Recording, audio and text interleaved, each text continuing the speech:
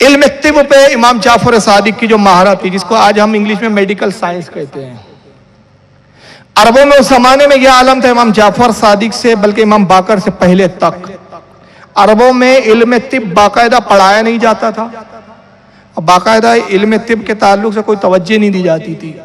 عربوں میں اگر کوئی بیمار ہو گیا، گھریلو علاج کر لیے، ٹھیک ہو گیا تو ٹھیک، نہیں ٹھیک ہوا تو مر گیا تو صبر کر لیا۔ اس وقت باقاعدہ جیسے آج ایک علم طب کا، میڈیکل سائنس کا ایک شعبہ ہے جس میں باقاعدہ ریسرچ ہوتی ہے، پڑھائی جاتی ہے، اس وقت تک نہیں تھا۔ عربوں میں علم طب کی بنیاد رکھنے والے، باقاعدہ اس کو ایک شعبہ بنانے والے اور اس پر تعلیم اور پڑھانا اور سکھانے والوں کا جو معاملہ تھا، اس میں سب سے پہلی ذات حضرت امام باقر رضی اللہ تعالیٰ عنہ کی، امام جعفر صادق کے والد۔ اور امام باقر کا درس ہوتا تھا، اس درس میں اس وقت کے بڑے بڑے ذہین طلبہ اور وقت کے امام آتے تھے جو آپ سے علم طب بھی پڑھتے تھے۔ چنانچہ حضرت امام جعفر صادق نے بھی اپنے والد سے باقاعدگی کے ساتھ علم طب حاصل کیا، علم طب پڑھا اور اس کو رواج دیا، علم طب کو ایک شعبہ باقاعدہ قائم کیا۔ امام جعفر صادق کا علم طب کے تعلق سے ایک نظریہ یہ تھا، جسم کی ساخت کو لے کر، جو باڈی ہوتی ہے انسان کا، جو جسم ہوتا ہے، جس کو اسٹرکچر آف ہیومن باڈی کہہ سکتے ہیں ہم انگلش میں، اس کے تعلق سے امام جعفر صادق پہلے شخص ہے، اس سے پہلے یہ بات کسی نے نہیں کہی تھی۔ میں وہ باتیں اور وہ اقوال امام جعفر کے پیش کر رہا ہوں، اور اس سے علم امام جعفر صادق کے علم کی بھی مہارت پتہ چلے گی کہ امام جعفر صادق سے پہلے یہ چیزیں کسی نے نہ بیان کی، نہ اس سے پہلے کوئی جانتا تھا۔ انسانی جسم کی ساخت کے تعلق سے امام جعفر صادق پہلے شخص ہے جنہوں نے فرمایا کہ جتنی چیزیں مٹی میں ہوتی ہیں اتنی ہی چیزیں انسان کے جسم میں ہوتی ہیں، جتنی چیزیں زمین میں مٹی میں پائی جاتی ہے ایز اٹ از اتنی ہی چیزیں انسان کے جسم میں بھی پائی جاتی ہیں۔ اور پھر فرماتے ہیں کہ ان جو عناصر ہوتے ہیں، جتنے عناصر، جتنی چیزیں زمین اور مٹی میں ہیں اتنے ہی انسان کی باڈی میں پیدا کیے گئے، اور ان میں مساوات نہیں ہے، برابری نہیں ہے، بعض سے زیادہ ہے، بعض سے کم ہے۔ پھر امام جعفر صادق نے اس کی تشریح کی اور اپنے شاگرد کو تشریح کرتے ہوئے فرمایا کہ انسان کے جسم میں 4 عناصر بہت زیادہ تعداد میں ہیں، 4 عناصر کی تعداد جو ہے، 4 جو چیزیں ہیں اس میں انسان کی باڈی میں بہت زیادہ ہے۔ پھر 8 اس سے کچھ کم ہے، 4 کے مقابلے میں 8 چیزیں وہ ہیں جو اس سے کم ہیں۔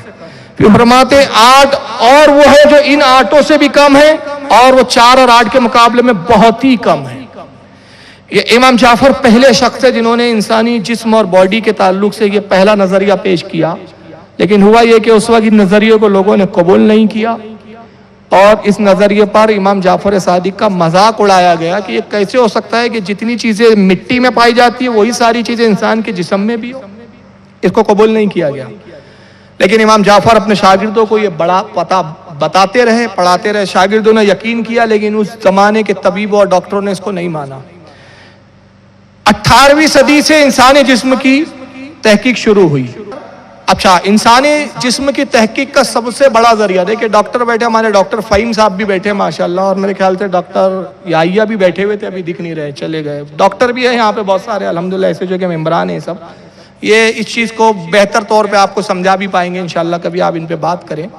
انسانی باڈی کو سمجھنے کا سب سے بڑا ذریعہ ہے پوسٹ مارٹم۔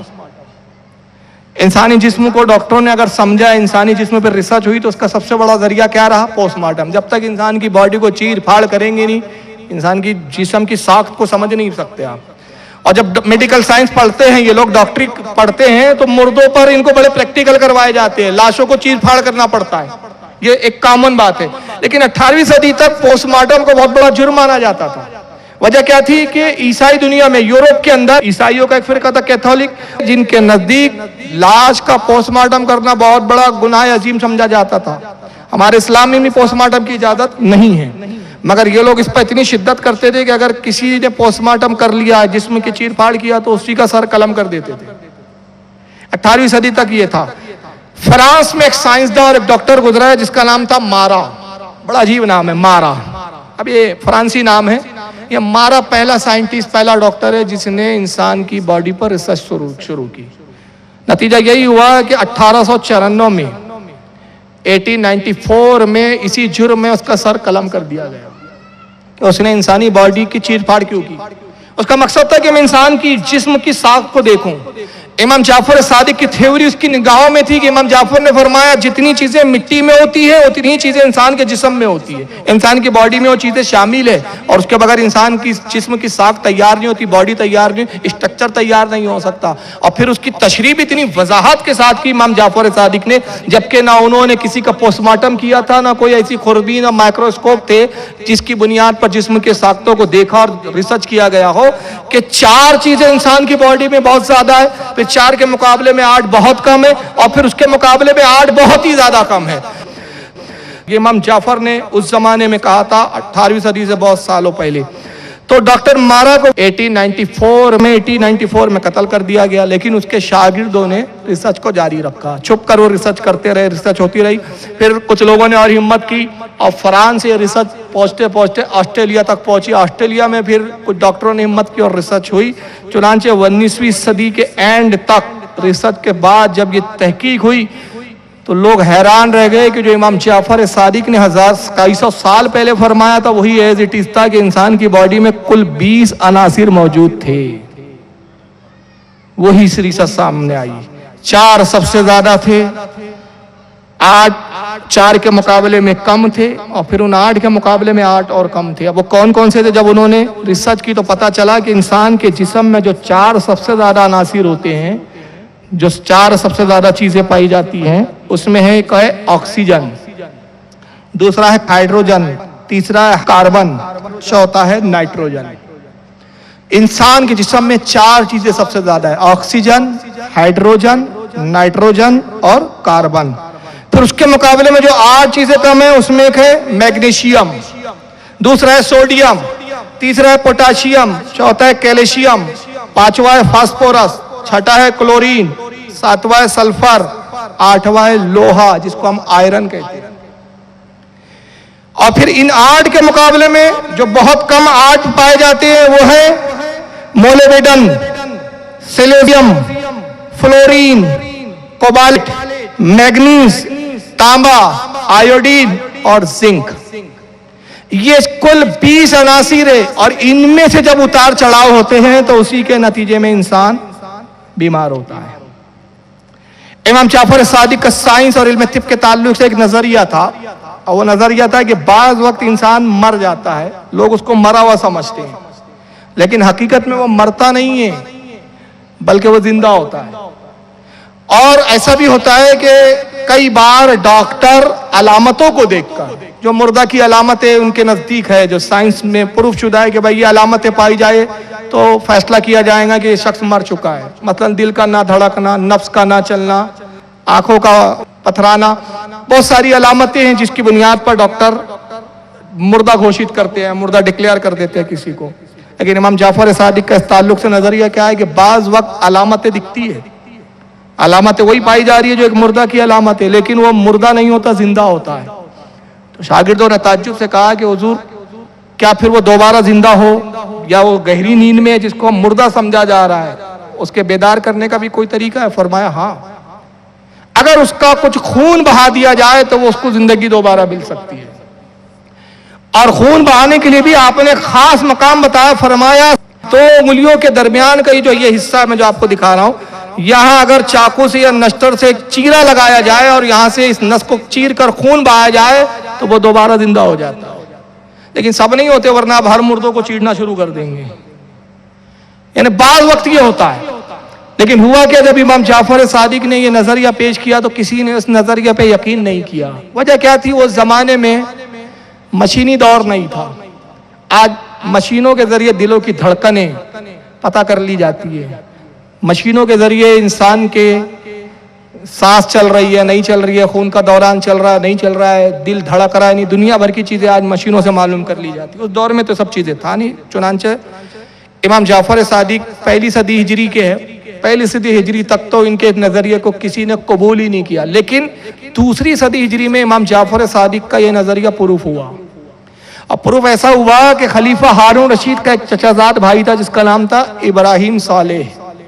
یہ بیمار ہو گیا اور بڑا سخت بیمار ہوا. خلیفہ ہارون رشید کو اپنے بھائی سے بڑی محبت تھی. ابراہیم صالح سے چچا زاد بھائی تھا, مشورہ دیا کرتا تھا خاص اور اہم کاموں میں.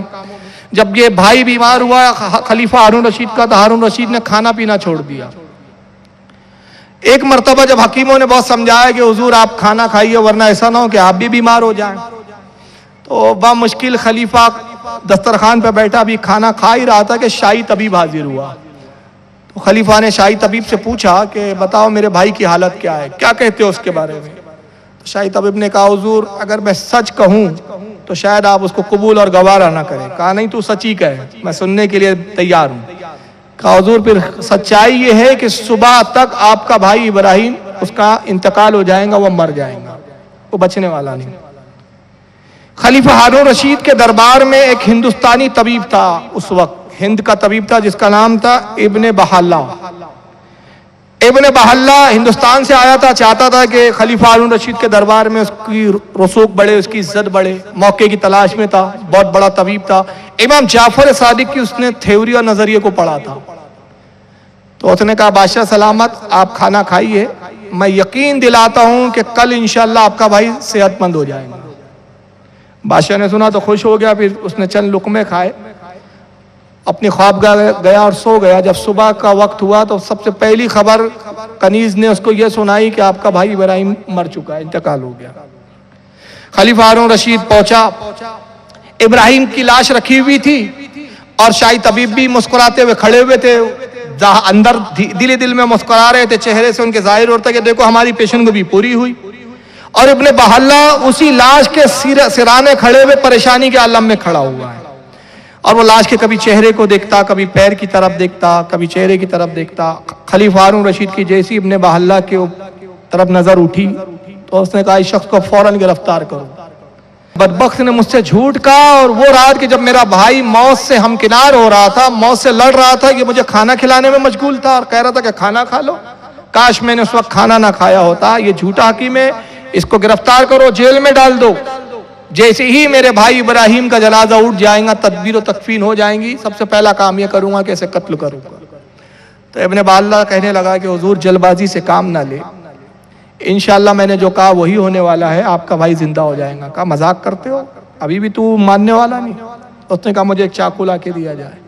اور جب چاقو لایا گیا، ابن بحالہ نے وہی کیا، ابراہیم کے ہاتھ کو لیا اور دونوں انگلی کے درمیان اس نے یہاں چیرا لگایا. جیسی چیرا لگایا خون جاری ہوا، ایک چھینک لی اور ابراہیم نے آنکھیں کھول دی.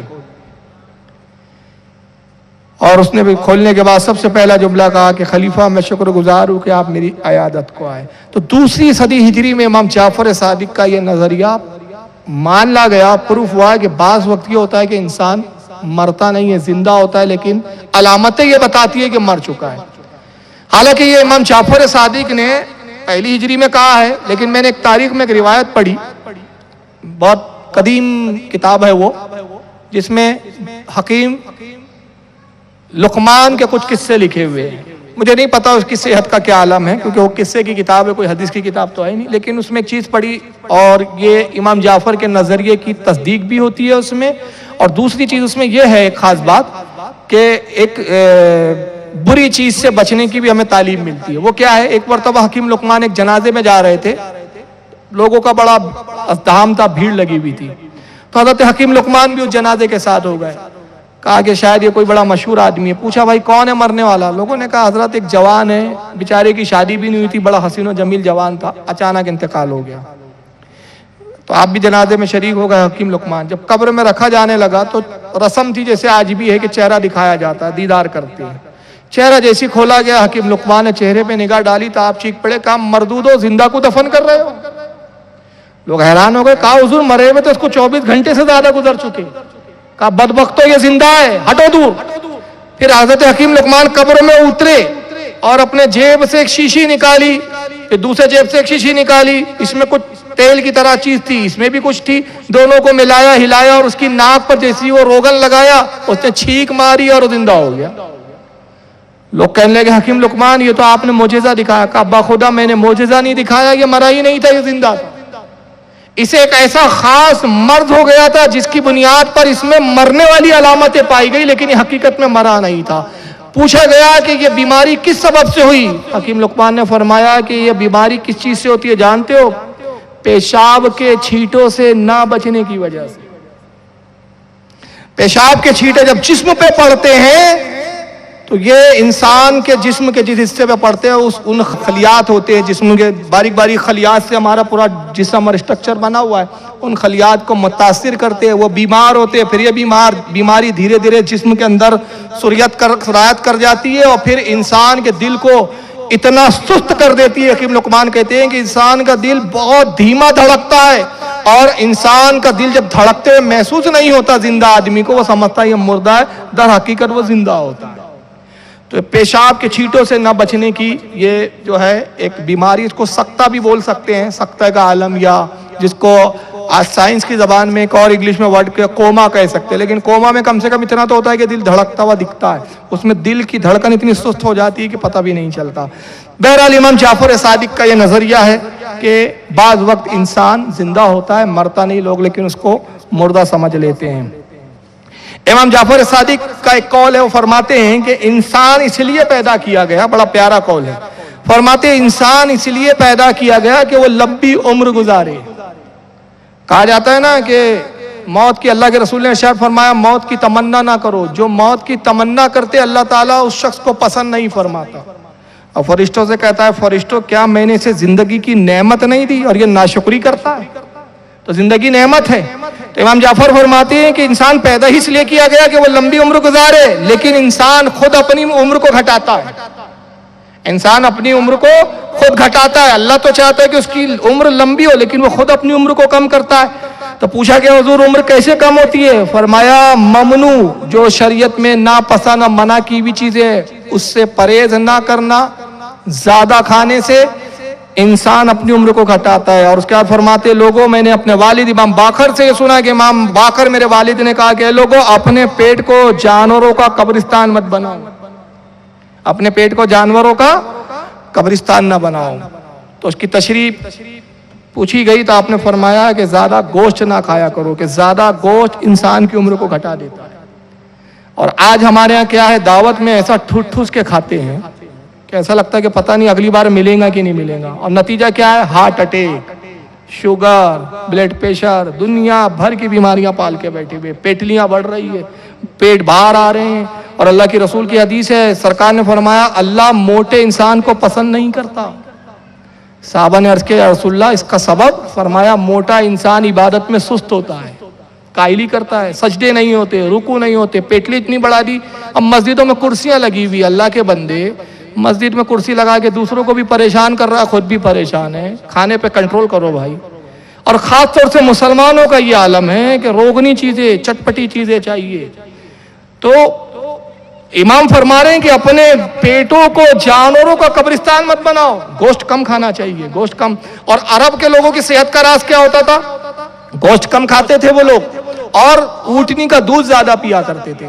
بلکہ میں نے ایک تاریخ میں پڑھا تو مجھے بڑے تعجب ہوا، شاید آپ پتہ نہیں یقین کریں گے کہ نہیں کریں گے، میرے پاس اس وقت کتاب بھی موجود ہے، وہ یہ 20 مستشرق عالم جو فرانس کے غیر مسلم عالم ہیں، انہوں نے امام جعفر صادق پر لکھی، میں اسی کتاب کے حوالے سے بتا رہا ہوں۔ کتاب کا نام ہے سپرمین ان اسلام۔ کیا نام ہے کتاب کا؟ سپرمین ان اسلام۔ امام جعفر پہ 20 مستشرق عالموں نے لکھا۔ بتائیے ریسرچ غیر کر رہے ہیں، اور آج ہماری بے بسی کا یہ عالم ہے کہ ہمیں ہی نہیں پتا ہمارے بزرگوں نے کارنامے کیا کیے۔ اس میں روم کی ایک تاریخ لکھی گئی کہ رومیوں میں کھانے کا بڑا رواج تھا، اور ایک زمانے تھا کہ رومی اتنا کھاتے تھے 24 گھنٹے ادھر سے آیا کھایا، ادھر سے آیا کھایا، اور کھا کے خوب جب وہ ٹھوس لیتے تھے تو گھبراہٹ ہوتی تھی تو الٹی کرنے کے پھر دوا کھاتے تھے۔ ان کا کھانا ہنر سمجھا جاتا تھا۔ اور جب ان کی عمریں کم ہونے لگی تو نتیجہ کیا ہوا؟ 30 اور 32 سال کی عمر کے نوجوان کھانے کی وجہ سے مرنے لگے۔ ریسرچ ہوئی اس پر، تو ریسرچ میں پایا گیا کہ زیادہ کھانے کی وجہ سے انسان کی عمر گھٹنے لگتی ہے۔ ایک فرانس کے ڈاکٹر نے ایک مقالہ لکھا ہے، وہ مقالے کے اندر لکھتا ہے کہ امام جعفر صادق نے امراض کی نفس کو پکڑ لیا ہے کہ جو انسان گوشت زیادہ کھاتا ہے، جیسے جیسے گوشت زیادہ کھاتا ہے وہ اپنی عمر کو وہ کم کرتا جاتا ہے۔ امام جعفر صادق کا ایک بہت بہترین قول ہے اور بڑا مشہور قول ہے کھانے کے تعلق سے۔ آپ فرماتے ہیں کہ لوگوں مچھلی کھانے کے بعد دودھ مت پیو۔ مچھلی کھاتے ہیں نا ہم لوگ، اس کے فوراً بعد دودھ نہیں پینا چاہیے۔ چائے سے بھی پرہیز کریں کہ چائے میں بھی دودھ ملا ہوا ہوتا ہے۔ کم از کم 1 گھنٹے کے بعد۔ پوچھا گیا کہ مچھلی کے بعد دودھ کا کیا تاثرات ہے؟ فرمایا اس سے جذام کی بیماری ہو جاتی ہے۔ تو مچھلی کھانے کے فوراً بعد دودھ نہیں پینا چاہیے. اچھا, بیمار ہونے کے 3 اسباب ہوتے ہیں. اب یہ دیکھیے, ایک تحقیق امام جعفر کی میں پیش کر رہا ہوں. 3 بنیادی اسباب ہوتے ہیں. اسباب اور بھی ہو سکتے ہیں. انسان جو بیمار ہوتا ہے اس کے 3 بنیادی وجہ ہوتی ہے, اور وہ 3 کیا ہوتے ہیں کہ جسم کی جو ساخت ہے ہماری, اس میں اگر اتار چڑھاوا آ جائے, مثلاً آئرن کم ہو جائے, آیوڈین کسی کا گھٹ جائے, کسی کا کاربن گھٹ جائے, آکسیجن گھٹ گیا وغیرہ وغیرہ, کچھ بھی کم زیادہ ہو جائے انسان بیمار ہو جاتا ہے. ایک تو وجہ یہ ہوتی ہے بیمار ہونے کی.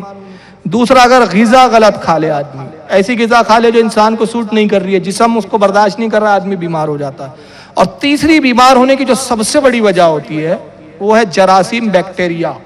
ہوا کے ذریعے جو جراثیم انسان کے جسم میں داخل ہوتے ہیں اور انسان کو بیمار کرتے ہیں. سائنس کی دنیا میں 3 نظریات پائے جاتے تھے. چوتھا نظریہ امام جعفر ہے جو سب سے پہلے جنہوں نے دیا, اور امام جعفر نے فرمایا کہ بعض ایسی شعاعیں ہوتی ہیں جو ایک بیمار شخص سے نکلتی ہے, صحت مند انسان کے جسم میں داخل ہوتی ہے اور اس کو بھی بیمار کر دیتی ہے. شعاعیں سمجھتے ہیں نا, کرنیں, روشنی. تو اس وقت بہت مذاق اٹھایا لوگوں نے کہ یہ کیسے ہو سکتا ہے, کیا انسان کوئی لائٹ ہے کہ اس کے جسم سے روشنی نکل رہی ہو, شعاعیں نکل رہی ہو؟ ایسا تو ہوتا نہیں. اور یہ کیسے ہو سکتا ہے؟ بھائی, بیماری کی سب سے بڑی وجہ ہوا میں بیکٹیریا کا ہونا, یا بیمار آدمی کے بیکٹیریا اچھے انسان کے تعلق میں آ جائے, سانس کے ذریعے, ہوا کے ذریعے اس کے جسم میں چلے جائے تو آدمی بیمار ہوتا ہے. یہ کیسے ہو سکتا ہے؟ اس وقت یہ نظریہ نہیں مانا گیا, کیونکہ یہ کہنے والے سب سے پہلے شخص امام جعفر تھے. اور حیوانات کے جو ماہرین تھے, زولوجسٹ جو تھے اس وقت کے, اور جو ڈاکٹر تھے, انہوں نے اس نظریے کو بے بنیاد اور بیہودہ نظریہ قرار دیا. لیکن امام جعفر کے بہت بعد میں تقریباً 17ویں اور 18ویں صدی کے درمیان میں روس کا ایک شہر ہے جس کا نام ہے نووا, آج بھی یہی نام ہے, نووا میں میڈیکل ایک لیب میں باقاعدہ ریسرچ ہوئی جو روس کی سب سے بڑی لیب کہلاتی تھی. 20 سال مسلسل امام جعفر کے اس نظریے پہ انہوں نے تحقیق کی. جب ان کے نزدیک امام جعفر صادق کا یہ قول آیا کہ انسان کے بیمار ہونے کی وجہ سے بیکٹیریا نہیں ہوتے, غذاؤں کا غلط ہونا, انسان کے جسم کا توازن بگڑنا, یہی نہیں ہوتا, بلکہ بعض وقت مریض کے جسم سے ایسی شعاعیں نکلتی ہیں, ایسی کرنیں نکلتی ہیں کہ ایک صحت مند انسان اس کے کانٹیکٹ میں آ جائے یا اس کے قریب آ جائے تو یہ شعاعیں اس کے جسم میں داخل ہو کے اس کو بیمار کر دیتی ہے. تو جب انہوں نے اس قول پہ ریسرچ کی تو 20 سال انہوں نے مسلسل ریسرچ کی, اور 20 سال ریسرچ کے بعد وہ اس نتیجے پہ پہنچے کہ امام جعفر صادق کا نظریہ بالکل درست ہے. بعض اوقات بعض بیماریاں ایسی ہوتی ہیں کہ اس بیماری کا مبتلا جو مریض ہوتا ہے اس کے جسم سے الٹرا وائلٹ ریز نکلتی ہے جو اچھے انسان کے خلیات جو ہوتے ہیں, ہمارا جسم خلیات سے بنا ہے, مطلب ڈبے سمجھ لیجئے, چھوٹے سیل جس کو انگلش میں بولتے ہیں, اب اور کوئی ورڈ نہیں ہے میرے پاس. سیل سے بنا ہوا ہے, خلیات سے بنا ہے, تو یہ چھوٹے ہوتے ہیں. وہ خلیات میں جب شعاعیں داخل ہوتی ہے, ان خلیات کو وہ بیمار کرتی ہے, نقصان کرتی ہے, اور آدمی بیمار ہو جاتا ہے. اس پر 20 سال ان کو ریسرچ کے لیے لگ گئے. تو جس چیز کے لیے روس کے ڈاکٹروں کو 20 سال لگ گئے, اور وہ بھی 17 اور 18ویں صدی کے درمیان میں ریسرچ ہو رہی ہے تب, لیکن کئی سو سال پہلے امام جعفر صادق بغیر کسی دوربین اور بغیر کسی مائکروسکوپ کے دیکھ کے بتا رہے ہیں. یہ امام جعفر صادق کی شان ہے. اور پھر یہاں تک کہ اس پر باقاعدہ ریسرچ ہوئی. امریکہ میں اس پہ ایک ریسرچ سینٹر قائم کیا گیا کہ ان امراضوں کا پتہ لگایا جائے جو الٹرا وائلٹ ریز کے ذریعے انسان کو نقصان پہنچاتی ہے.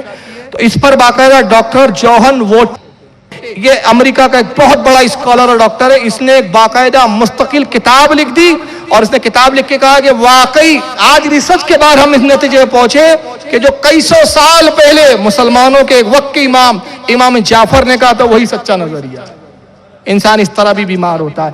اور اسی کو بیس بنا کر انہوں نے کرنوں کے ذریعے علاج کی کھوج کی, اور آج کینسر کے علاج کے تعلق سے دعوے کیے جا رہے ہیں کہ ہم انہی شعاعوں اور کرنوں کے ذریعے کینسر کے بھی جراثیم کو مار دیتے ہیں, کینسر کے بھی علاج کرتے ہیں, جس کو ریسپیتھوپیتھی بول سکتے ہیں. اب وہ ایکچوئل نام تو ڈاکٹر بتائیں گے, کیونکہ میں ڈاکٹر نہیں ہوں تو مجھے نہیں معلوم اس پیتھی کا کیا نام ہے, لیکن بہرحال کیا بولتے ہیں, ہیموپیتھی, کیمیوپیتھی بتا رہے ہمارے کیا نام ہے شمیم صاحب, ماشاءاللہ پیشے سے انجینئر ہے, اب ڈاکٹری پہ بھی تھوڑی بہت کیا ہے, कीमोथेरेपी, डॉक्टर फहीम साहब कह रहे कीमोथेरेपी बोलते हैं उसको, किरणों के जरिए इलाज होता है, दवा नहीं दी जाती, इंसान का जिस्म फाड़ा नहीं जाता, जिस्म बगैर फाड़े शुआ और रोशनी के जरिए अंदर इंसान के जो जिस्म है, जो खलियात को मुतासिर कर रहे जो बैक्टीरिया, उसको उन किरणों से ही मार दिया जाता है।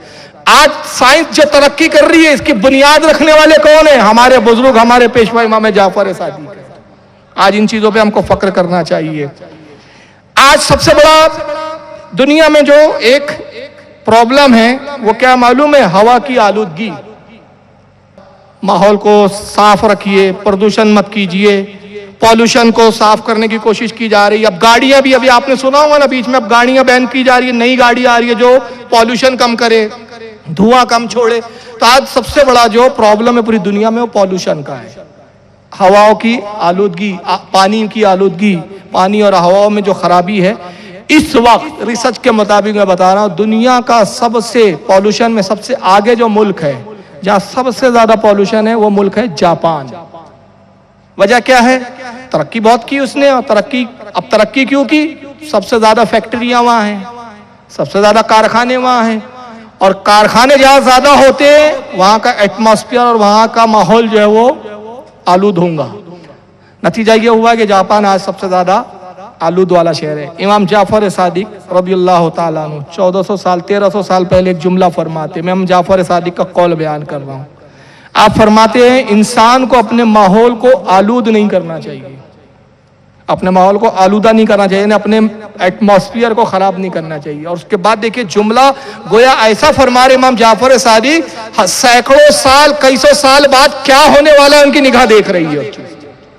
फरमाते लोगों, इंसान को अपने माहौल को आलूद नहीं करना चाहिए। हालांकि इमाम जाफर जब कह रहे उस वक्त पॉल्यूशन का मसला नहीं था, क्यों? उस वक्त फैक्ट्रियां नहीं हुआ करती थी, गाड़ियां नहीं होती थी, और उस वक्त अगर लोहे को, पीतल को, तांबे को गलाना हो या धातु को कुछ करना भी हो तो ईंधन उतनी मिकदार में नहीं जलाए जाते थे, कोयले उतनी मिकदार में नहीं जलाए जाते थे, आबो हवा बड़ी साफ सुथरी होती थी। लेकिन उसके बावजूद इमाम जाफर कई सौ साल पहले फरमा रहे कि इंसान को अपने इर्द गिर्द के माहौल को आलूदा नहीं करना चाहिए। फरमाया माहौल की आलूदगी उम्र को घटाती है, माहौल की आलूदगी यानी पॉल्यूशन इंसान की उम्र को कम करता है। और क्या फरमाते हैं कि लोगों, पॉल्यूशन, तुम्हारे माहौल में आलूदगी हो तो ऐसी ऐसी बीमारियां पैदा होती है जिनको तुम समझ भी नहीं सकते, उन बीमारियों को समझ भी नहीं सकते।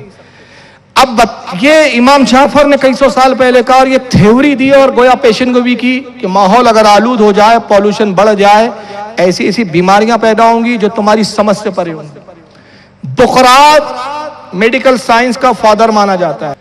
बुकरात ऐसा डॉक्टर है, बुकरात की थ्योरियां पढ़ाई जाती है, बुकरात के नजरिए मेडिकल में पढ़ाए जाते हैं। बुकरात फादर ऑफ मेडिकल साइंस। बुकरात से लेकर अब तक डॉक्टरों ने जितनी बीमारियों की खोज की, बताया जाता है कुल 40,000 बीमारियों को अब तक डॉक्टर जान चुके हैं। कितनी हजार बीमारियों को? 40,000 बीमारियों को। बाकायदा इन बीमारियों की अलामतें क्या है, अलामतें बीमारियों की पहचानने की, और ये बीमारियों के नाम तक दे दिए गए। लेकिन इस वक्त जापान में एक ऐसी बीमारी निकली है जिसका नाम जापानियों ने दिया है। जापान के अलावा ये बीमारी अभी दूसरी जगह तो नहीं है, और अल्लाह करे कि हमारे तरफ आए भी नहीं। जापानियों ने इसका नाम दिया अपनी जापानी जबान में ताई, ताई ये बीमारी का नाम है। और ये बीमारी में होता क्या है, आदमी बीमार होता है, कुछ अरसे इलाज हुआ, इलाज मुकम्मल नहीं हो पाता कि उसका जिस्म ऐसे टूटने लगता है जैसे शीशे के टुकड़े हो जाए, शीशे टूटने लगते हैं। और यहां तक कि अगर उसके जिस्म को कोई छू दे तो जिस हिस्से को छू दे वो हिस्से का एक टुकड़ा गिर पड़ता है। अब इमाम जाफर क्या फरमा रहे हैं, माहौल की आलूदगी से ऐसी बीमारियां होंगी जिनको तुम समझ भी नहीं पाओगे। आज डॉक्टर हैरान है, कदीम तिब की किताबें, मेडिकल की किताबें पढ़ के खंगाल के परेशान है कि ऐसी बीमारी का तस्करा और ऐसी बीमारियों का नामो निशान पिछली किताबों में नहीं मिलता। उस बीमारी को सिर्फ नाम दिया गया और उसका इलाज आज तक खोजा नहीं गया। नतीजा ये हो रहा है कि इस बीमारी में इंसान मर जाता है। बड़ी रिसर्च के बाद पता ये चला कि बीमारी मर्क्यूरी की वजह से होती है। मर्क्यूरी पारा जिसको बोलते हैं ना हमारे यहाँ, तो ये पारे से क्या होता है कि फैक्ट्रियों में मर्क्यूरी का इस्तेमाल बहुत ज्यादा होता है, और मर्क्यूरी से जो धुआं निकलता है वो धुआं इतना जहरीला होता है, इतना जहरीला है कि जो इंसान उस धुएं से मुतासिर होता है اسے ایتھائی کی بیماری ہوتی ہے جس میں جسم کو چھو لو تو جسم ٹکڑے ٹکڑے ہو کے شیشے کی طرح گرنے لگتا ہے. یہ آج موجودہ ریسرچ اس بات کی تصدیق کر رہی ہے کہ کئی سو سال پہلے امام جعفر صادق جو فرما رہے ہیں. اور ایک بڑی پیاری بات آپ نے فرمائی ماؤں کے تعلق سے. وہ ماؤں کی میں بات کر رہا ہوں جن کے بچے ابھی شیر خوار ہے, دودھ پیتے ہیں. ان کو نصیحت کرتے ہوئے آپ نے فرمایا کہ میں ماؤں کو نصیحت کرتا ہوں کہ اپنے بچوں کو بائیں جانب سلائیں. بستر میں بچوں کو جب بھی سلائیں تو بچے کو کس طرف رکھیں؟ بائیں جانب. اب اس وقت اس بات کو کوئی سمجھ نہیں پایا. اب ایک جملے میں امام جعفر نے کہہ دیا اس وقت کہ میں ماؤں کو نصیحت کرتا ہوں کہ اپنے شیرخوار دودھ پیتے بچوں کو بائیں جانب سلائیں. اب اس میں کیا بات تھی بھائی؟ بائیں سلاؤ کہ دائیں سلاؤ؟ بچہ ہے بچہ سو جائے جہاں بھی سو جائے, اس میں کیا معاملہ ہے؟ امام شافعی رحمۃ اللہ علیہ جیسے وقت کے امام سے اس وقت پوچھا گیا ہے کہ بتائیے کیا کہتے ہیں آپ اس بارے میں کہ ماؤں کو بچوں کو دائیں سلانا چاہیے کہ بائیں سلانا چاہیے؟ تو امام شافعی نے فرمایا کہ بھائی شریعت میں اس کا کوئی حکم موجود نہیں ہے, نہ ممانعت ہے نہ حکم ہے, مرضی ہے ماں کی چاہے دائیں سلائے چاہے بائیں سلائے. لیکن امام جعفر صادق نے تاکید کی. 19ویں صدی تک اس کو کوئی سمجھ نہیں پایا کہ اس میں راز کیا چھپے ہوئے ہیں. 19ویں صدی میں امریکہ میں ایک یونیورسٹی قائم ہوئی میڈیکل ریسرچ کے اوپر, اور اس یونیورسٹی کا نام ہے کارنیل یونیورسٹی. تو شروع میں جب ریسرچ ہوئی امام جعفر کے ایک قول بھی ان کی نگاہوں کے سامنے آیا کہ امام جعفر صادق فرماتے ہیں کہ ماؤں کو چاہیے کہ اپنے شیرخوار دودھ پیتے بچے کو بائیں جانب سلائے. انہوں نے اس پر ریسرچ کی کہ آخر امام نے یہ کہا تو اس کی کیا حکمت ہو سکتی ہے, ریسرچ کرنی چاہیے. بہت ریسرچ کی, شروع میں کوئی نتائج برآمد نہیں ہوئے. اس کے بعد انہوں نے ایک مشین ایجاد کی. آپ نے سونوگرافی تو سنا ہوگا اب تک, سونوگرافی ہوتی ہے عام طور پہ, اب آج کل عام ہو گئی سونو, لیکن سونوگرافی سے بھی ایک زیادہ بڑی چیز ہوتی ہے جس کو ہولوگرافی کہتے ہیں. ہولوگرافی کیا ہوتی ہے؟ ہولوگرافی ایک ایسی چیز ہے جس میں چھوٹی تصویر لی جا سکتی ہے, بلکہ یہاں تک کہ ہوا کی بھی تصویر لے سکتے ہو ہولوگرافی کے ذریعے. آپ کہیں گے ہوا کی تصویر کیسے لے سکتے؟ ہوا تو نظر ہی نہیں آتی. تو یہ واقعی ہمیں نظر نہیں آتی, لیکن ہولوگرافی ایک مشین ہے جو ہواؤں کو بیضوی یعنی انڈے کی شکل اور دائرے کی شکل میں دکھاتی ہے. ایک ہوا کے چھوٹے سے حصے کو بھی باقاعدہ اس کی ہولوگرافی کے ذریعے آج تصویر لی جا سکتی ہے. یہ آج ریسرچ ہو چکی ہے, یہ مشینیں آج موجود ہے. جب ہولوگرافی کے ذریعے ریسرچ ہوئی تو ریسرچ کے بعد یہ سامنے آیا کہ بچہ جب ماں کے پیٹ میں ہوتا ہے تو عورت کا دل دھڑکتا ہے, اور انسان کے دل کی دھڑکن کیسی ہوتی ہے پتہ ہے؟ 1 منٹ میں 72 مرتبہ دھڑکتا ہے یہ دل. کتنے مرتبہ؟ 72. 1 منٹ کے اندر 72 دھک دھک دھک 72 مرتبہ, یہ اس کی رفتار ہوتی ہے. ماں کا دل دھڑکتا ہے, اور جب وہ دل دھڑکتا ہے تو اس کی دھڑکن پوری باڈی میں پھیلتی ہے ماں کے, اور بچوں کے کانوں تک آتی ہے. اسی دھڑکن کی بنیاد پر بچہ غذا کھاتا ہے, اسی دھڑکن سے پرورش پاتا ہے, اور اس دھڑکن کے سننے کا بچہ عادی ہو جاتا ہے. 9 مہینے ماں کے پیٹ میں اس دھڑکن کو سن کے اس دھڑکن پر ہی وہ اس کا جینا اور اس کا گزارا ہوتا ہے. اب جب بچہ دنیا میں آتا ہے اور جب وہ دھڑکن اس کو محسوس نہیں ہوتی تو بچہ بے چین ہو جاتا ہے. تو بچے کو جب ماں بائیں جانب سلاتی ہے تو وہ دل کی دھڑکن بچے کو محسوس ہوتی رہتی ہے, اور وہ جو دھڑکن کا عادی ہے اس کی بنیاد پہ بچہ پرسکون نیند سوتا ہے. آج 1300 سال 1400 سال کے بعد یہ ریسرچ سامنے آئی ہے. تو اکثر وہ بچے جو کمزور پیدا ہوتے ہیں نا, مشینوں میں رکھے جاتے ہیں, تو بہت زیادہ کمزور بچے ہوتے ہیں کچھ, ان کو جب مشین میں رکھتے ہیں تو باقاعدہ ایک مشین ایسی ڈاکٹر رکھتے ہیں جو دل کی دھڑکن کی طرح آواز پیدا کرتے ہیں. اور پھر اس پر ریسرچ کی انہوں نے, امریکہ کے ان ڈاکٹروں نے, کہ وہ مشینوں کو باقاعدہ 1 منٹ میں 72 بار اس آواز پیدا کرے, اس پہ سیٹ کیا گیا تو بچہ پرسکون سو رہا ہے. اور جب اس کی آوازوں کو 110 اور 120 تک کیا تو بچے رونے لگ گئے.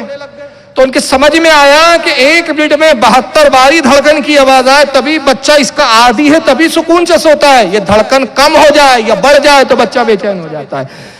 اب یہ چیزیں مشین کے ذریعے آج پتہ چل رہی ہے, اور امام جعفر صادق 1300 سال پہلے فرما رہے ہیں کہ ماؤں کو چاہیے کہ اپنے بچوں کو بائیں سلائے, اس لیے کہ وہ دل کی دھڑکن کو اچھے سے محسوس کرے تو پرسکون نیند سوئے گا, اور بچہ جتنا پرسکون نیند سوئے گا یہ اس کی صحت کا راز ہوتا ہے.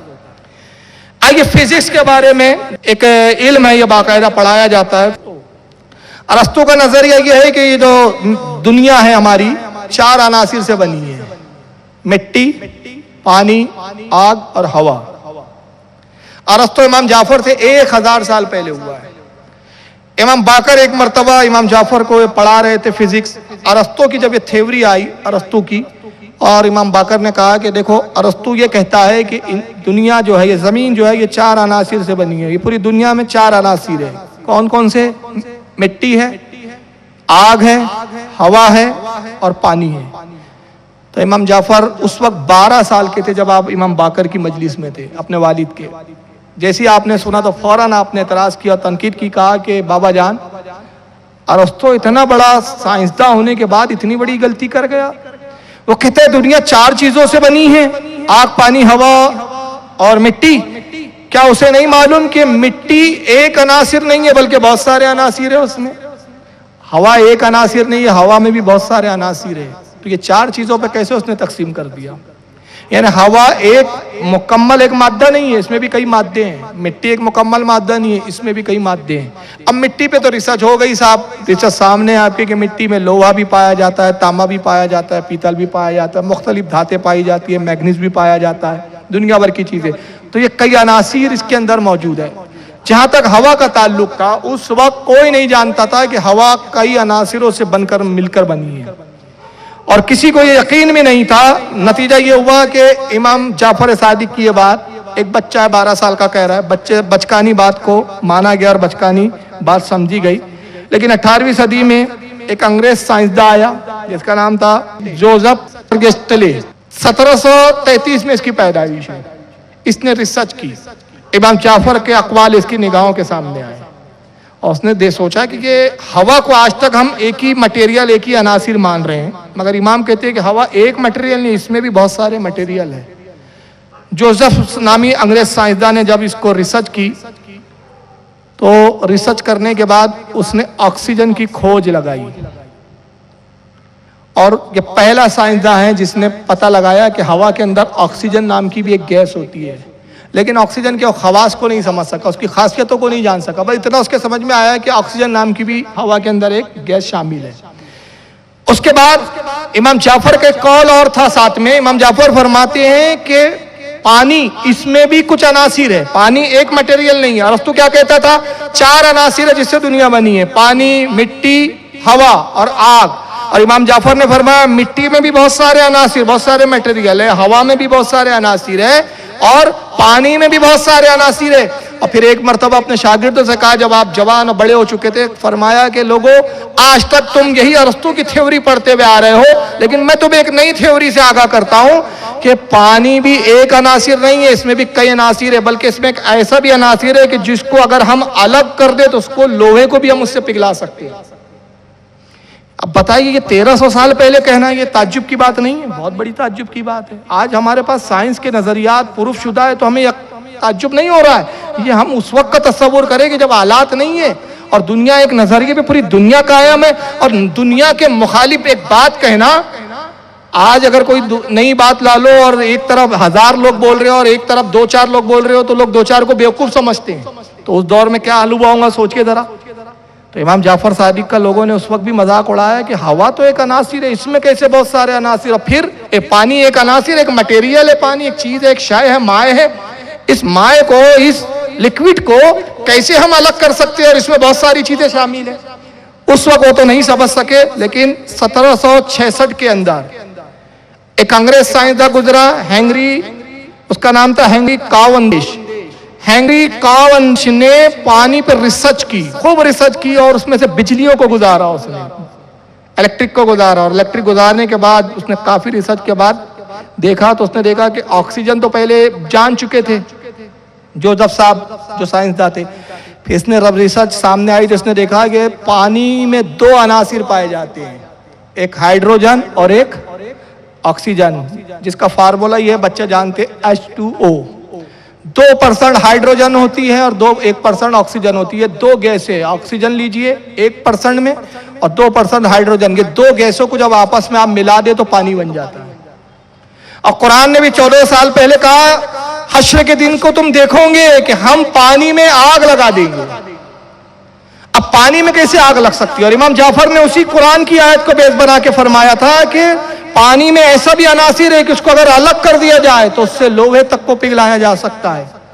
اس سے بڑی بڑی دھاتوں کو پگھلایا جا سکتا ہے، اور اس کو آگ کے طور پر جو پانی تم آگ بجھانے میں استعمال کرتے ہو اس کو خود جلانے میں استعمال کیا جا سکتا ہے۔ چنانچہ ہنری نے ہائیڈروجن کی ایجاد کی 1766 کے اندر، اور اس نے جب الیکٹرک کے ذریعے پانی میں الیکٹرک کو گزارا، ہائیڈروجن الگ کی، آکسیجن الگ کی، اور پھر ہائیڈروجن کو علیحدہ کر کے کشیدگی کے ساتھ اس نے ایک سلنڈر میں جمع کیا، اور جب اس سلنڈر کے پاس اس نے دیا سلائی لائی، سلنڈر ایسے پھٹا کہ اس کا چہرہ بھی جل گیا اور اس کا ہاتھ بھی جل گیا۔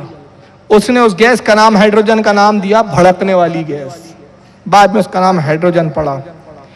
دیکھنے کے تعلق سے ایک نظریہ ہے ہمارا، امام جعفر صادق سے پہلے تک، بلکہ اب سے کچھ عرصے پہلے تک جو ہم دیکھتے ہیں نا، جو چیزیں ہماری نگاہیں، اس کے بارے میں ایک نظریہ کیا ہے؟ نظریہ یہ ہے کہ ہماری آنکھ سے روشنی نکلتی ہے اور چیز پہ پڑتی ہے تو ہمیں دکھائی دیتی ہے۔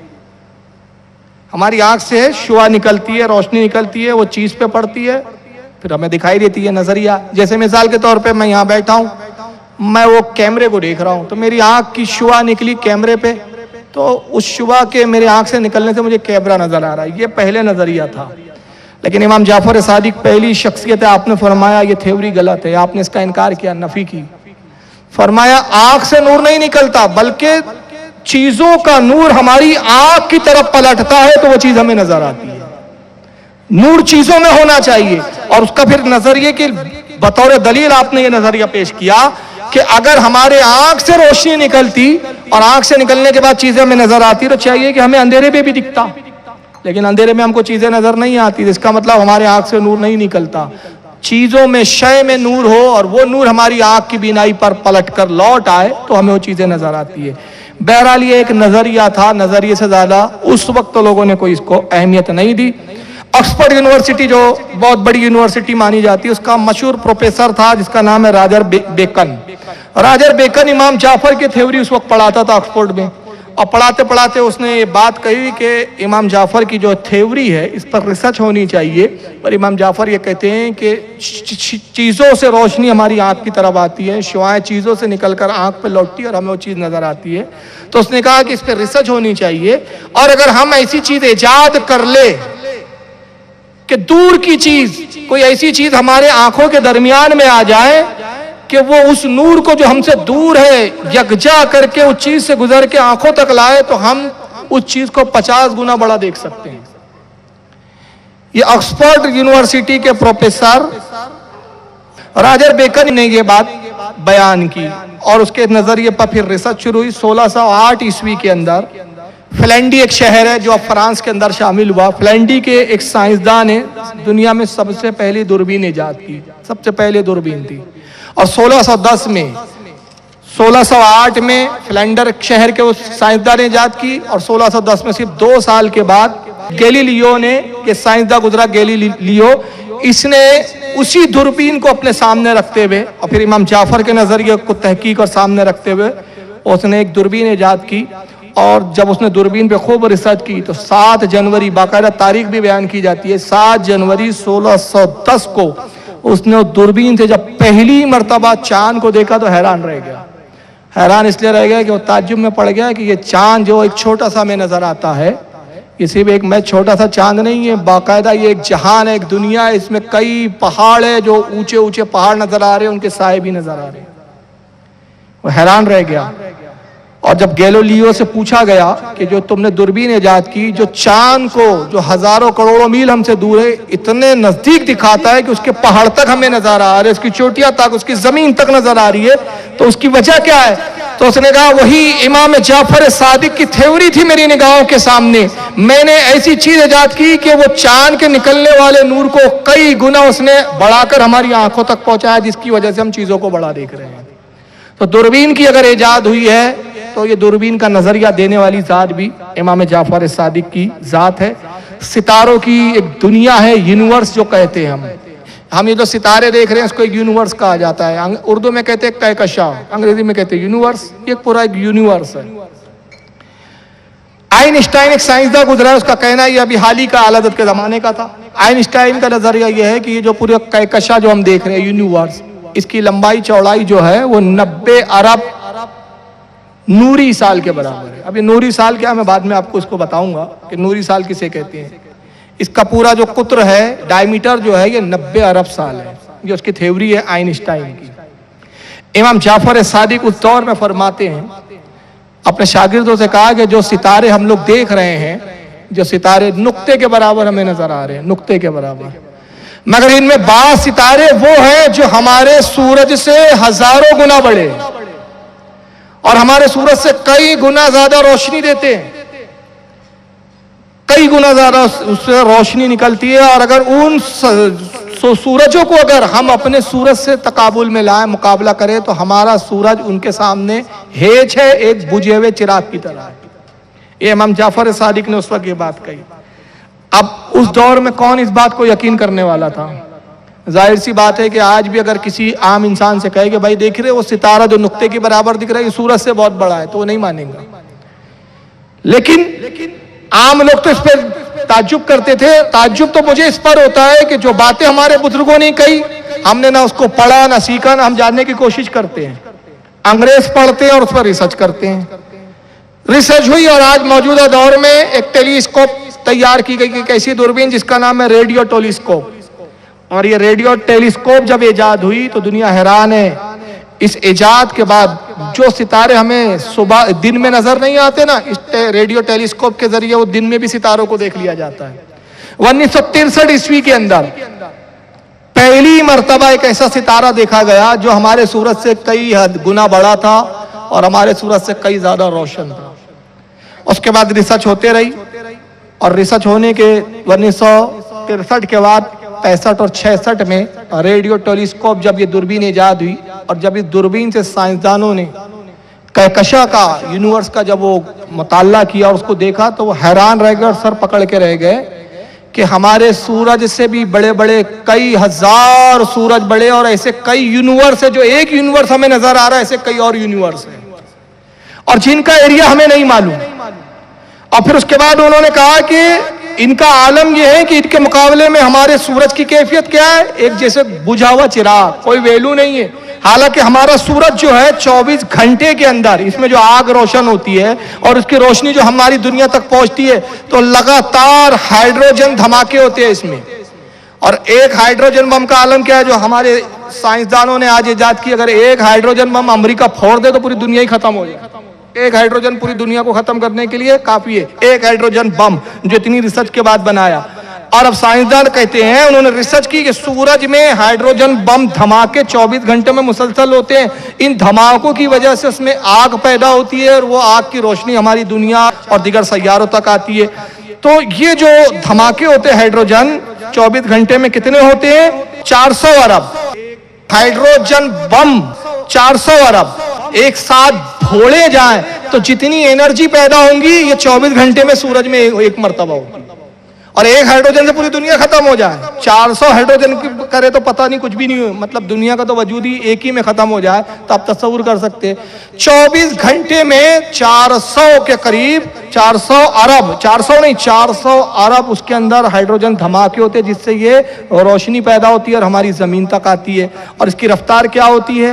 रोशनी की जो किरण जुदा होती है वहां से हमारी जमीन तक आती है, वो 92,000 फी सेकंड के हिसाब से 92,000 फी सेकंड मील, यानी एक सेकंड में मान लीजिए कि माइक के पास से रोशनी की एक फोटॉन निकला, एक किरण निकली, तो ये जो इसकी रफ्तार है एक सेकंड में ये 92,000 मील का फासला तय कर लेंगे। ये उसकी रफ्तार है, इस रफ्तार से आती है। और 400 अरब 24 घंटे में धमाके होने के बावजूद सूरज में हाइड्रोजन कितनी है? इतने धमाके होने के साइंसदान कहते हैं कि हमारा सूरज 10 अरब साल तक इसी तरह बरकरार रहेगा, 10 अरब साल के बाद ये बुझ जाएगा। अब ये एक सूरज की बात हो रही है जो सूरज हम देख रहे हैं, और उस सूरज के मुकाबले में इससे कई गुना बड़े सूरज हैं, कई बड़े गुना सूरज। तब उसमें आप अंदाजा लगा सकते हैं कि उसमें कितने हाइड्रोजन धमाके होते होंगे और कितनी रोशनी होती होंगी। ये पूरे जो कहकशां के अंदर जो ऐसे सूरज है, उसको साइंसदानों ने जो नाम दिया, वो नाम दिया कवाजर। ऐसे कई कवाजर है।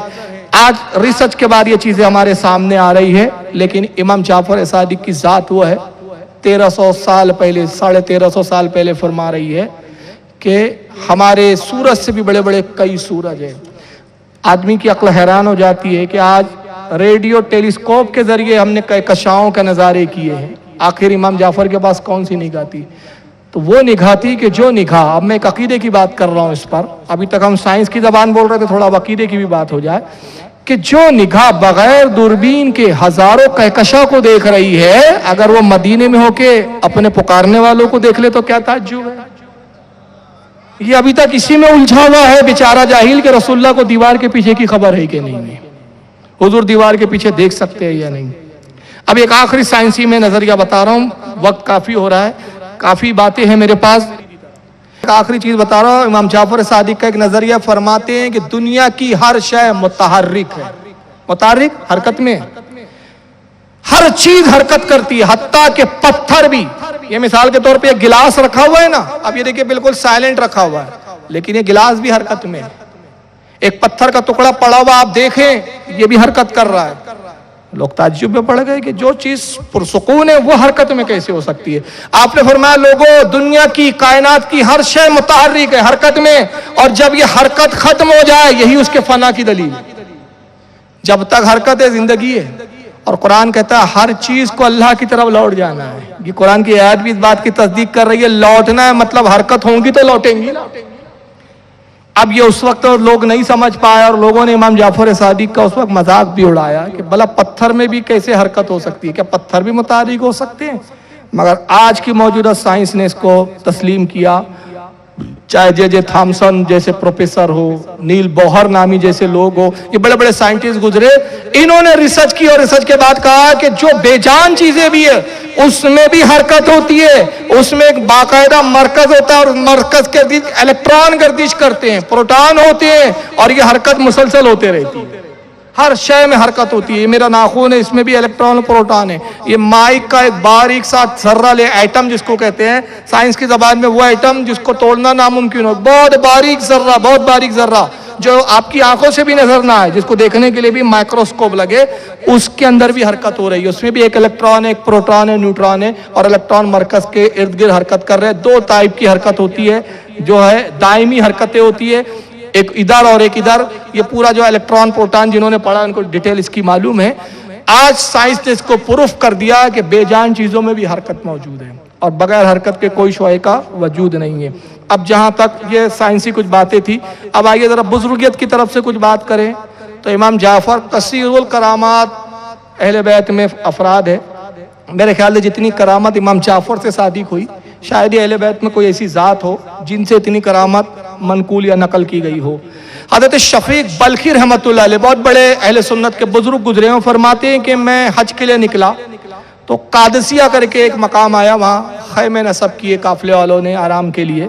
تو میں نے دیکھا کہ ایک نوجوان بہت دور بیٹھا ہوا ہے، بڑا خوبصورت حسین و جمیل نوجوان ہے، قیمتی کپڑے پہنا ہوا ہے، بہت قیمتی چادر اوڑے ہوئے ہیں، قیمتی لباس ہے، اور پیر میں بڑی خوبصورت جوتی بھی ہے اس کے.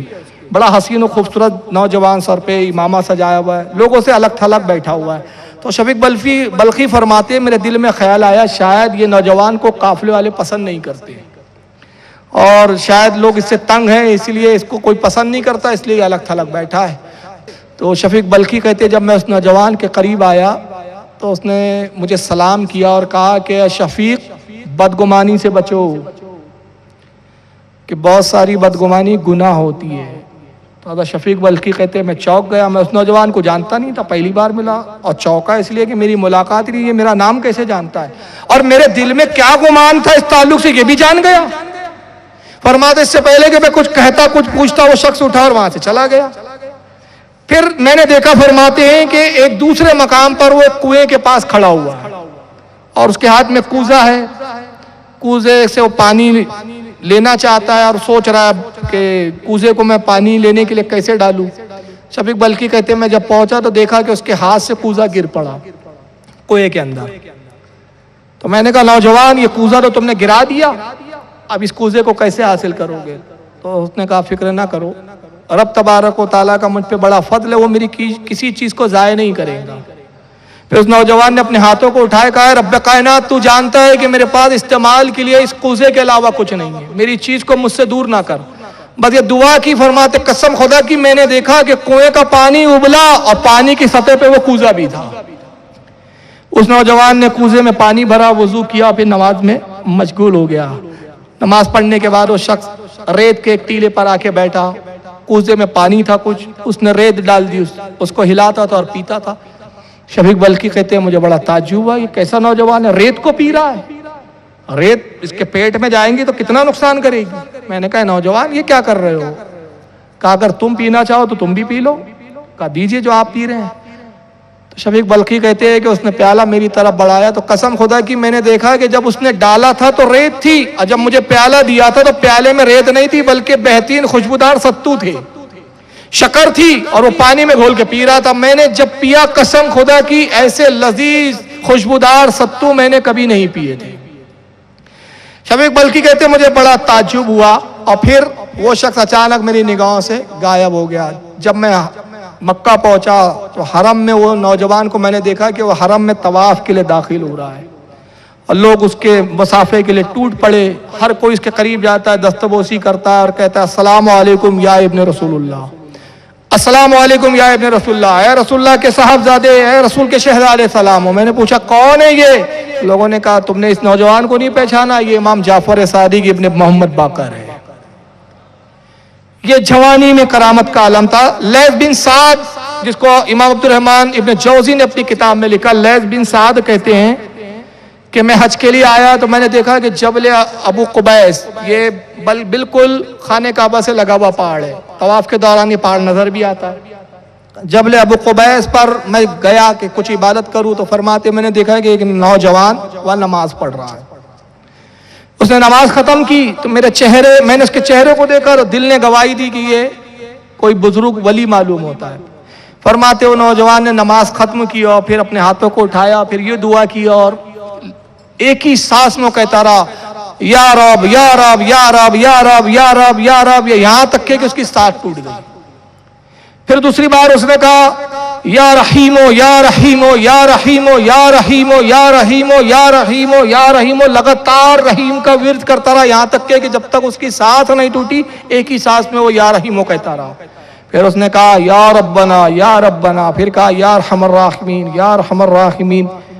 جب یہ کہہ چکا تو اس نے جیسی اس نے یہ دعا ختم کی، فرماتے قسم خدا کی میں نے دیکھا کہ اس کے پہلو میں دو خوبصورت چادریں آسمان سے نازل ہوئی، اور انگوروں کے ایک تھال تھا جس میں انگوروں کے خوشے تھے۔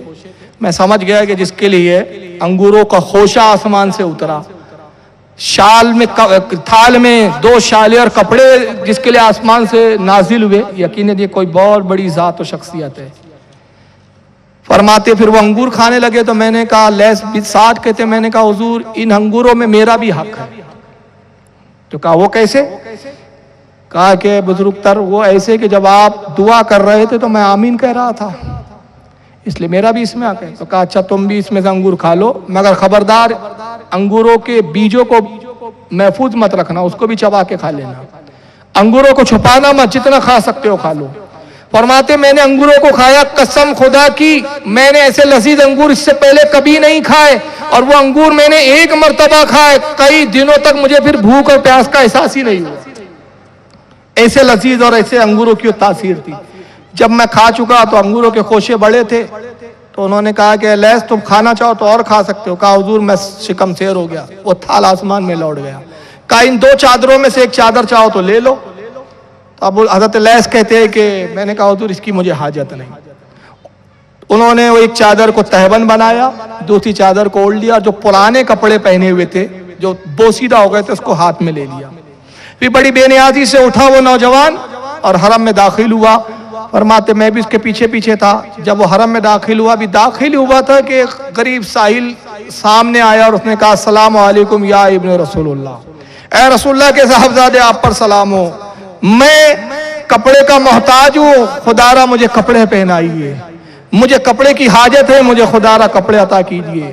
فرماتے اس نے بس جیسی یہ جملے کہے اس نوجوان نے فوراً اپنے تہبند کو اتارا اور دوسرا تہبند اور پرانے لباس کو پھر پہن لیا، پرانی چادر اوڑھ لیا اور نیا لباس اس کو سونپ دیا۔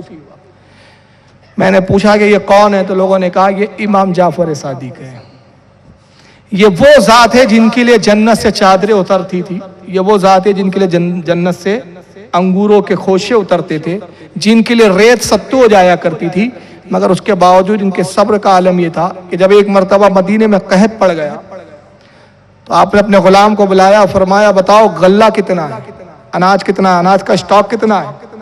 غلام نے کہا سرکار اتنا اناج ہے کہ ایک سال بھی اگر ہم نے اناج نہ خریدا تو پورا سال گزر جائے گا۔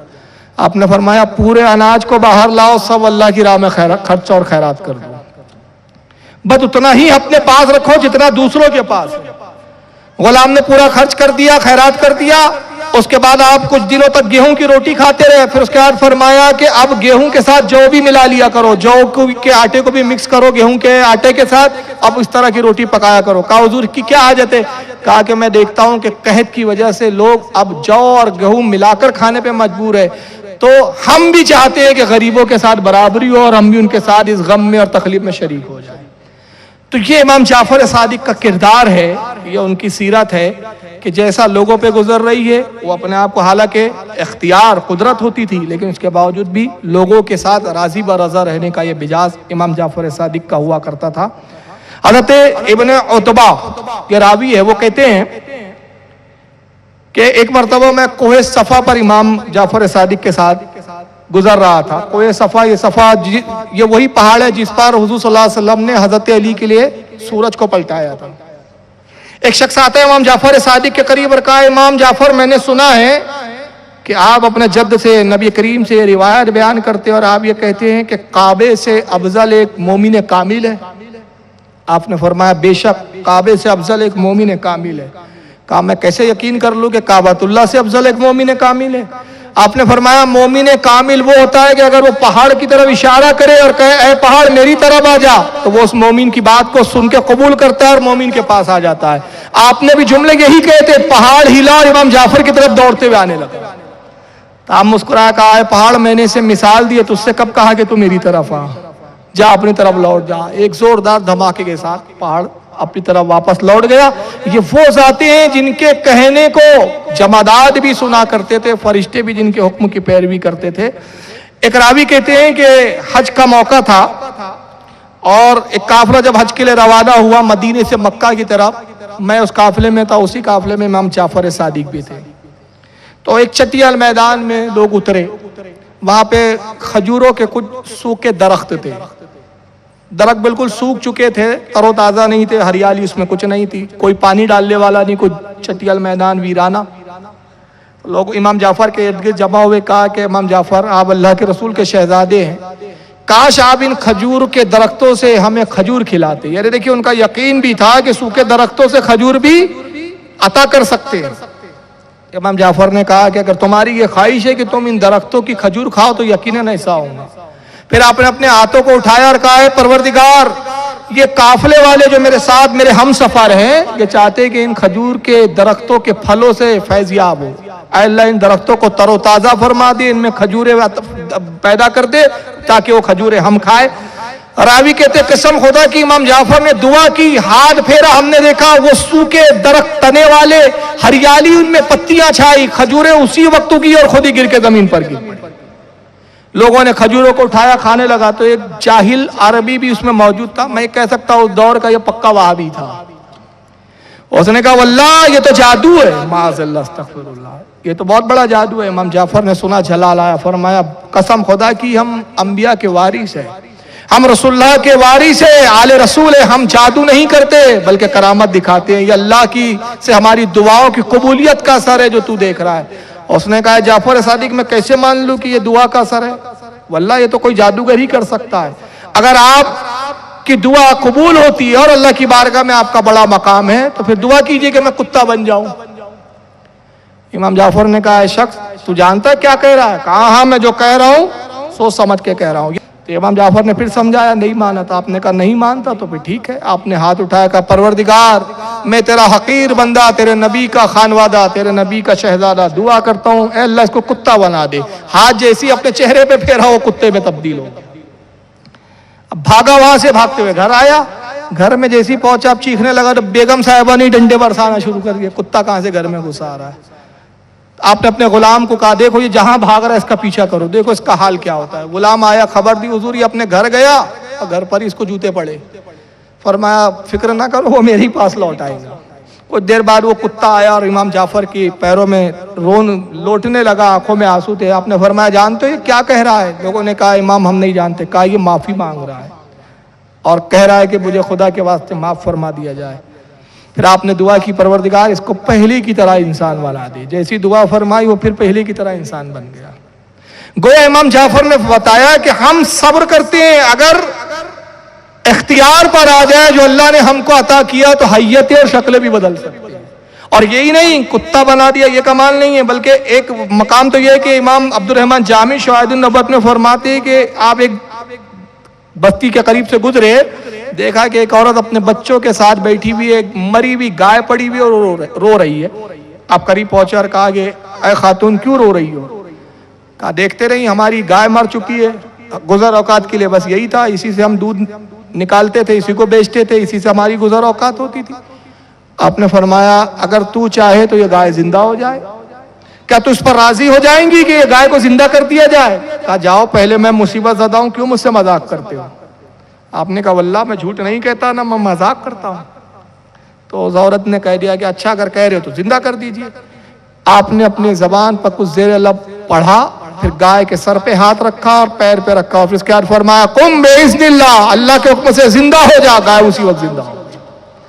اور آپ پھر اچانک بھیڑ میں غائب ہو گئے۔ وہ خاتون ڈھونڈ رہی وہ شخص کہاں گیا، کون تھا؟ لوگوں نے کہا عورت تو نے اس شخص کی قدر نہ کی، اور کہا کہ کیسے ہو سکتا ہے، جانتی ہو کون تھے؟ وہ امام جعفر صادق تھے، رسول اللہ کے شہزادے تھے۔ تو یہ بہرحال مردوں کو جلانا۔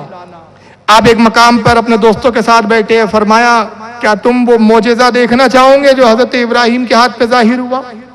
لوگوں نے کہا امام کون سے معجزے کی آپ بات کر رہے ہیں؟ فرمایا قرآن میں تم نے نہیں پڑھا کہ حضرت ابراہیم نے اللہ سے عرض کی پروردگار تم مردے کیسے جلائیں گا؟ اللہ نے حکم دیا 4 پرندوں کو لاؤ، ان کو کاٹو، قیمہ بنا دو، مختلف پرندوں کو ملا کر سارے قیمہ مکس کر دو، پھر الگ الگ جگہ رکھو، پکارو تو زندہ ہو جائیں گے، اور تم دیکھو گے کہ اللہ مردے کیسے جلائے گا۔ اگر تم چاہو تو جو ابراہیم نے دیکھا تھا پرندوں کے زندہ ہونے کا منظر، وہ منظر میں تمہیں دکھا دوں۔ لوگوں نے کہا امام ضرور دکھائیں۔ تو آپ نے وہیں بیٹھے بیٹھے آواز دی اے مور حاضر ہو جا۔ تو لوگ کہتے، راوی کہتے قسم خدا کی ہم نے دیکھا کہ جنگل کی طرف سے ایک مور آواز لگاتا ہوا آیا۔ پھر آپ نے کہا باز تو بھی حاضر ہو، اے کوا تو بھی حاضر ہو، اے کبوتر تو بھی حاضر ہو۔ 4 پرندوں کو آواز دی، چاروں آئے۔ آپ نے ایک پرندے کو پکڑا، ذبح کیا اور پھر ان کی گوشت کی بوٹیاں بوٹیاں بنا دی، سارے گوشت کو قیمے میں تبدیل کر کے مکس کیا، ملایا۔ کہا یہ 4 پرندوں کا قیمہ مل چکا، 4 حصوں میں مختلف جگہ پر یہ گوشت رکھ دو۔ ان کے ساتھیوں نے رکھا اور پھر آپ کھڑے ہوئے اور پھر زیر لفظ کو دعا کی اور پھر کہا قم باذن اللہ، اللہ کے حکم سے زندہ ہو جاؤ۔ بس لوگوں کی نگاہوں نے دیکھا کہ وہ پرندوں کا گوشت ہوا میں معلق ہوا، جس پرندے کا جو گوشت تھا وہ آپس میں ملا، پھر ان کے اوپر چمڑیاں آئی، پارا آیا، پھر وہی پرندے زندہ ہو کر امام جعفر کے قدموں میں لوٹنے لگے۔ تو مردے جلانے کی بھی یہ بہت ساری کرامتیں امام جعفر صادق کی موجود ہے۔ اور اخلاق و سیرت کا عالم یہ تھا، بس 2-4 باتیں یہیں ختم کرنے پہ آ رہا ہوں میں۔ اخلاق کا وہ عالم جس کو اتنی قدرت ہو، اخلاق اتنا، اگر ہمارے ہاں 2-4 ایسے بھی ہو جاتا ہے کہ تھوڑا سا پاور آ جائے تو گھمنڈ آ جاتا ہے۔ کچھ لوگوں کے پاس کچھ نہیں بھی رہتا ہے نا تو لوگوں میں افواہ پھیلا کے رکھتے ہیں، ہمزادے میرے پاس، سمجھ رہے 2-4 منتر جنتر جان لیے تو سمجھتے ہیں کہ بہت بڑے کیا بن گئے، پتہ نہیں اللہ کے ولی بن گئے، کیا بن گئے، تو گھمنڈ آ جاتا ہے۔ اب بتائیے جس کے پاس یہ پاور ہو، کتا بنا دے، مردے کو زندہ کر دے، جانوروں کو حیات بخش دے، اتنے طاقت کے بعد گھمنڈ ہونا چاہیے نا۔ مگر کردار، اخلاق وہ امام جعفر کا تھا، یہ اماموں کی وراثت تھی۔ سیرت، ایک مرتبہ آپ نے غلام کو کسی کام کے لیے بھیجا، غلام کام کے لیے گیا، بہت دیر ہو گئی لوٹا ہی نہیں، تو امام جعفر اس کی تلاش میں نکلے کہ آخر غلام رہ کہاں گیا۔ دیکھا تو بیچارہ تھکا ہوا تھا، ایک درخت کے نیچے آرام کر رہا تھا۔ تو آپ اور ہم ہوتے تو کیا کرتے، ایک لات مارتے غلام کو، کہتے مردو تجھے کام کے لیے بھیجا ہے، یہاں سو رہا ہے۔ بلکہ آپ نے لات نہیں ماری، گھر تشریف لائے اور پنکھا لے کر جاتے اور اس کا پنکھا جھلنے لگے۔ جب اس کو ٹھنڈی ٹھنڈی ہوا لگی تو اچانک اس کی نیند کھلی کہ بھائی موسم تو گرم تھا، یہ ہوا کتنی اچھی لگ رہی ہے۔ آنکھ کھلی دیکھو تو امام جعفر پنکھا جل رہے، گھبرا گیا، کہا امام میں آپ پہ قربان، للہ مجھے معاف کر دے۔ فرمایا کوئی بات نہیں، اتنی دیر سو لو جتنے میں تمہیں سکون مل جائے۔ تاکہ میں تمہیں پنکھا دوں. حضور آپ مجھے شرمندہ کر رہے. کہا ہے غلام کیا تو میرا دینی بھائی نہیں ہے؟ آخر تو بھی تو میرے لیے پنکھا جلتا ہے, اگر میں نے ایک بار جل دیا تو کون سی بڑی بات ہوگی. یہ اخلاق تھا. اور یہ اخلاق کی انتہا قسم خدا کی اس واقعے کے بعد میں کہتا ہوں اخلاق ختم ہو جاتا ہے. دنیا کے سارے اخلاق ایک طرف رکھ دو, امام جعفر صادق رضی اللہ تعالیٰ عنہ کے اخلاق کا یہ ایک واقعہ ایک پلے میں رکھ دیا جائے, سارے اخلاق پر بھاری ہے. اور وہ اخلاق کا اعلیٰ منظر یہ ہے کہ آپ نے ایک مرتبہ اپنے گھر میں حکم دیا اپنی لونڈیوں کو, اپنی کنیزوں کو کہ خبردار چھت پر مت جانا. اب چھت پہ جانے سے کیا ہوتا ہے؟ بدنگاہیاں ہوتی ہے. چھت پہ عورتیں جائیں تو پھر دوسرے چھت والے بھی گھورا گھاری کرتے. آپ کی کنیزیں بھی جو تھی بڑی حسین و جمیل ہوا کرتی تھی, تو آپ نے اپنے کنیز کو منع کیا خبردار چھت پہ نہ جایا کرو. ایک مرتبہ یہ ہوا کہ آپ کے ایک صاحبزادے تھے, بڑے چھوٹی عمر کے تھے, دودھ پیتے بچے تھے.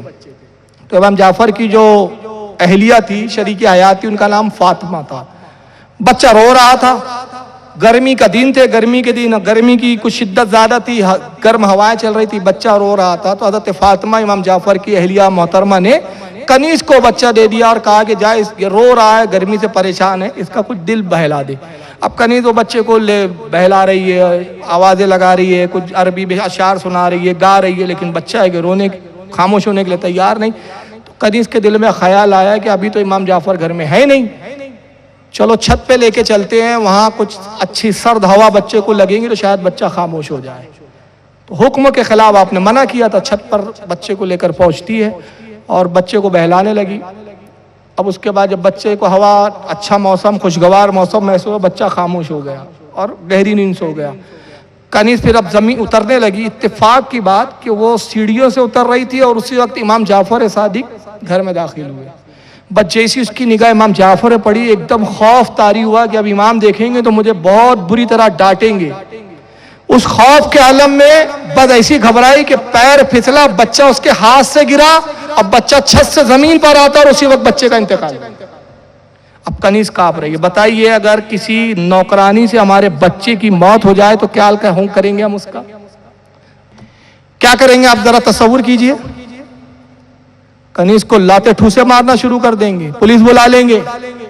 مگر امام جعفر نے جیسی دیکھا, ایک لمحہ بچے کو دیکھتے, ایک لمحہ کنیز کو دیکھتے. اب اس کے بعد فرمایا کنیز جا, میں نے تجھے اللہ کی راہ میں آزاد کر دیا. کنیز حیران تھی تو کہتی ہے کہ امام میں نے آپ کے بچے کو ہلاک کر دیا اور آپ نے مجھے آزاد کیا. کہا کہ مجھے اس بات کا غم نہیں کہ بچے کا انتقال ہو گیا. جس شخص کی, جس نفس کی موت کا جو وقت ہے وہ وقت تو اسی وقت مقرر ہے. مجھے غم اس بات کا ہوا کہ تجھ پر میرا خوف اتنا طاری ہوا کہ خوف کی وجہ سے تیرا دل اتنا دھڑکا کہ تیرے ہاتھ سے بچہ چھوٹ گیا. تو جو خوف کی وجہ سے تو کچھ دیر مجھ سے گھبرائی, اس کا کفارہ یہی ہے کہ تجھے آزاد کر دیا. اب بتائیے اس سے بلند اخلاق اور کیا ہو سکتا ہے؟ تو بہرحال یہ امام جعفر صادق کے اخلاق کے عالم تھے. کافی وقت ہو گیا, بہرحال چلیے پولیس کے ہم شکر گزار ہے کتنا وقت دیا, حالانکہ قانون کے حساب سے تو جلدی ختم کرنا چاہیے. لیکن بہرحال آج کی اس مجلس میں میں بھی آپ لوگوں کا بھی شکر گزار ہوں کہ بڑے اطمینان اور سکوت کے ساتھ آج آپ نے گفتگو سماعت فرمائی اور اپنے امام جعفر صادق کے فضائل اور ان کے کمالات, ان کے علوم و فنون کے تعلق سے کچھ باتیں آپ نے سماعت کی. اللہ تعالیٰ آج کی اس بزم کو, اس مجلس کو قبول فرمائے اور جن لوگوں نے اس بزم کا انعقاد کیا ہے ان تمام نوجوانوں کو, ان تمام بچوں کو بہترین اجر عظیم عطا فرمائے. وما علینا الا البلاغ المبین. السلام علیکم ورحمۃ اللہ وبرکاتہ. امام جعفر صادق مراز اہل یقین, امام جعفر صادق مراز اہل یقین, امام جعفر صادق مراز اہل یقین.